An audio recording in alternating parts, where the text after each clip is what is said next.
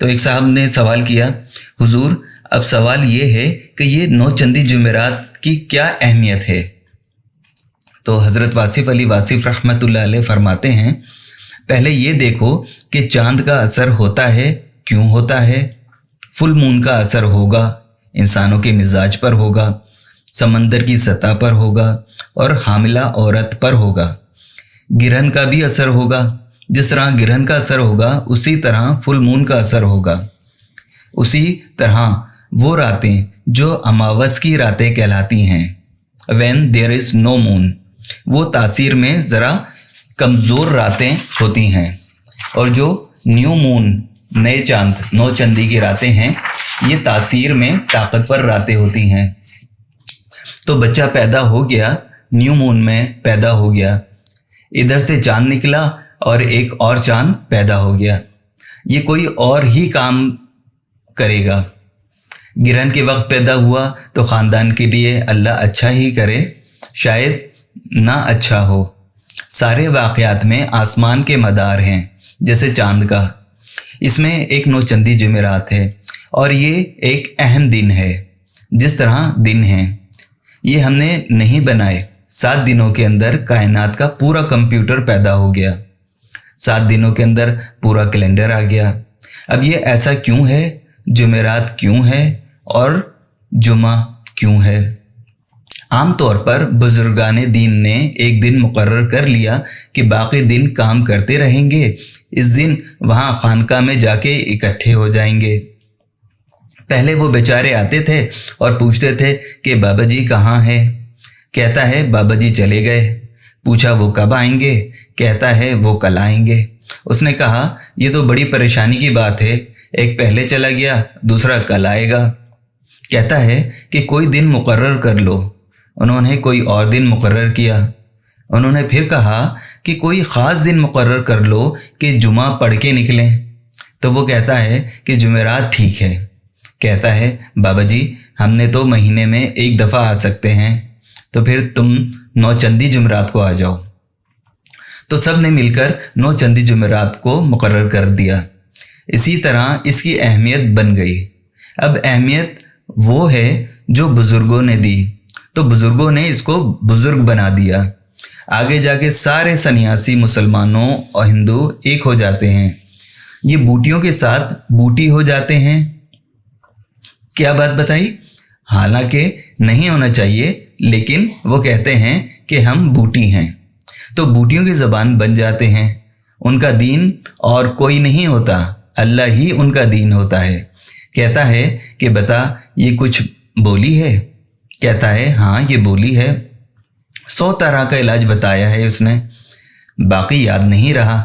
کہتا ہے چل یہی بتا، باقی باتیں پوچھنے کوئی اور آ جائے گا، کیونکہ یہ کبھی کبھی بولتی ہے تو بوٹیاں بولتی ہیں۔ اس حد تک کہ واقعہ ریکارڈ کیا گیا ہے کہ ایک درخت جس کو پھل نہ آتا ہو اس کے پاس کھڑے ہو کر آواز دے کہ اب کے پھل نہ آیا تو ہم نے تجھے کاٹ دینا ہے، پھر امکان ہو جاتا ہے کہ اگلی دفعہ پھل آ جائے گا۔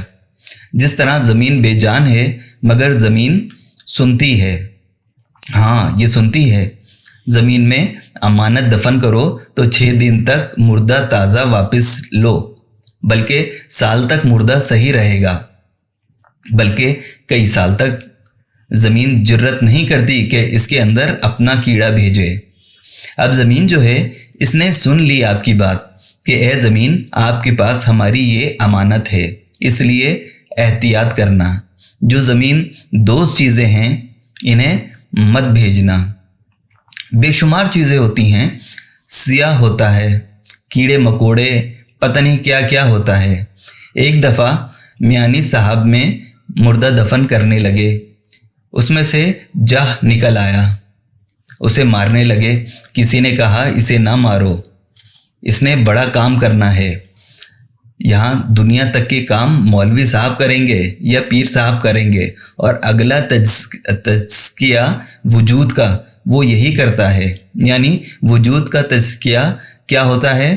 وہ جو فالتو ماس ہے اس کی بات ہے۔ عام طور پر فقراء کا جست خاکی جو ہے وہ محفوظ ہو جاتا ہے، ان کا مقام محفوظ ہو جاتا ہے، باقی کوئی محفوظ نہیں ہے، سارے غیر محفوظ ہیں۔ مطلب یہ کہ یہ ساری باتیں غور والی ہیں۔ اب آپ یہ سمجھو کہ ہر شے کے اندر ہر دوسری شے آ سکتی ہے۔ مطلب یہ کہ آپ ایسے انسان ہو، اللہ کا ذکر کرتے ہو تو اللہ کو پتہ تو چلتا ہے۔ اس نے فرمایا کہ تم میرا ذکر کرو، ہم تمہارا ذکر کریں گے، تم محفل میں کرو گے، ہم محفل میں کریں گے، ہم نے پوری محفل لگائی ہے، تم تنہائی میں کرو گے، ہم تنہائی میں کریں گے، تم خفی کرو گے، ہم خفی کریں گے، جلی کرو گے، ہم جلی کریں گے، جو تم کرو گے ہم بھی وہی کریں گے۔ بندے نے زندگی میں اللہ کو یاد کیا، اللہ نے زندگی کے بعد اس بندے کی یاد قائم کر دی۔ سب لوگ فٹافٹ جا رہے ہیں، کدھر جا رہے ہو؟ داتا صاحب جا رہے ہیں، خواجہ صاحب جا رہے ہیں، کربلا جا رہے ہیں۔ کربلا کیا ہوتی ہے؟ یاد۔ یاد کا مفہوم آپ کہتے ہو کہ یوں نہیں ہوئی تھی، بلکہ کربلا ایسے ہوئی تھی، مطلب یہ کہ ایک بات ہو رہی ہے کہ کربلا کیا ہے۔ جس نے اللہ کو یاد رکھا وہ دنیا کی یاد میں آیا، اور ضرور آیا، اور وہ دنیا کی یاد سے بچ نہیں سکتا۔ اللہ کی یہ جو مشینری ہوتی ہے، یعنی انسان، اس نے ہمیشہ ہی اس کو برملا یا تو زندگی میں پہچان لیا یا پھر مرنے کے بعد پہچانا۔ انہوں نے صرف یہ کام کیا تھا کہ اللہ کو یاد رکھا اور لوگوں نے ان کو یاد رکھا۔ یہ آپ کے پاس راز چلا آ رہا ہے۔ ایسے لوگ بادشاہوں کے محلوں کی پرواہ نہیں کرتے۔ ایسے لوگ یہاں پر اب بھی بیٹھے ہوئے ہیں کہ بادشاہوں کے محلوں کے پاس سے گزرے اور کہا کہ بادشاہ و گدا فارغم بحمد للہ۔ اس کو بادشاہ نے کہا، وزیر اعظم نے کہا کہ ہمارے ہاں چائے پیو، تو اس نے کہا ہم چائے پینا ہی بند کر گئے۔ اور پھر چھوٹی سی خانقاہ دیکھی تو بولا ٹھہر جاؤ، بابا جی کو سلام کر لیں۔ یہ بابا جی کدھر سے آ گئے؟ بس یہ ہے ان لوگوں کا کمال کہ انہوں نے ان لوگوں کو جو بادشاہوں کو خاطر میں نہیں لاتے، تو یہ ساری باتیں جو ہیں غور والی ہیں، راز ہیں، بشرطیہ آپ کے پاس ٹائم ہو تو تم اپنے خیال میں لپٹے ہو۔ اب ذرا غور کرو، انا یا خودی جس کو آپ کہتے ہیں، یہ ہوتی ہے اپنی کسی صفت کو پہچاننا۔ آپ خودی کی تعریف سن لو۔ خودی کسی شے کا جو خاص ہے، جس کے نہ ہونے سے وہ شے نہیں ہوتی، اور بہت کچھ ہوتا ہے مگر وہ نہیں ہوتی۔ شیر اگر پنجہ نہ رکھے، ناخن نہ ہو، نہ کوئی دانت ہو تو یہ سب کچھ تو ہے لیکن شیر نہیں ہے۔ یعنی کہ وہ صفت جو اس کی خاص صفت ہے، جو اس کی پہچان ہے، وہ ہے اس کا جوہر ذاتی، اس کو بولیں گے۔ انسان اگر انسانیت سے عاری ہے تو اس کی شکل بے شک انسان کی ہے، لیکن اس کا کام کچھ اور ہی ہے۔ تو یہ خاص جوہر ہے جس کا نام خودی رکھا گیا ہے۔ اگر تم اپنے اس جوہر سے متعارف ہو جاؤ تو تمہارا جو اپنا جوہر ہے وہ تمہاری انا ہے، یہ خودی کی پہچان ہے۔ اس نے کہا کہ سب کچھ چھوڑ دوں گا لیکن یہ نہیں چھوڑ سکتا، کیونکہ یہ تو میں ہوں، باقی ہر شے مجھ سے ہے، باقی اور چیزیں ہیں۔ دوسرا انسان کہتا ہے کہ میں پیٹ کی روٹی ملے نہ ملے مجھے وہ بات ملے، کیونکہ وہ میرا مضمون ہے، وہ جوہر ہے اس کا، جس کے بغیر اس کی زندگی ہونے کے باوجود نہ رہے۔ اگر کوئی شخص آپ میں سے محبت کرے تو وہ کہتا ہے کہ یہ دنیا مکمل ضرور ہے لیکن یار کے بغیر میرے لیے کبھی مکمل نہیں ہو سکتی۔ اب اس کا جوہر اس آدمی کے اندر چلا گیا۔ اب اس کی جان کہاں چلی گئی؟ طوطے میں، دوسرے میں، اور انسان میں، اور وجود میں۔ ایسے انسان نے دیکھا کہ یہ تو سارے فانی انسان ہیں جن کے ساتھ میری محبت ہے، اس طرح تو میری محبت مٹی ہو جائے گی۔ اس نے پھر اس سے محبت کی جو فانی نہیں ہے، اور پھر سب سے بزرگ ہستی کے ساتھ محبت کر لی، اور اس طرح وہ محبت بھی قائم رہ گئی شاید اس کی وجہ سے وہ آپ بھی قائم رہ جائے۔ تو قائم سے محبت کرو تو قائم ہو جاؤ۔ حی القیوم سے محبت کرو گے تو شاید آپ بھی زندگی میں قائم ہو جاؤ۔ فانی سے محبت آپ کو فنا کر دے گی، باقی سے محبت آپ کو شاید بقا دے دے گی، شاید نہیں بلکہ یقیناً۔ تو یہ ہے واقعہ، آپ اس پر غور کرو۔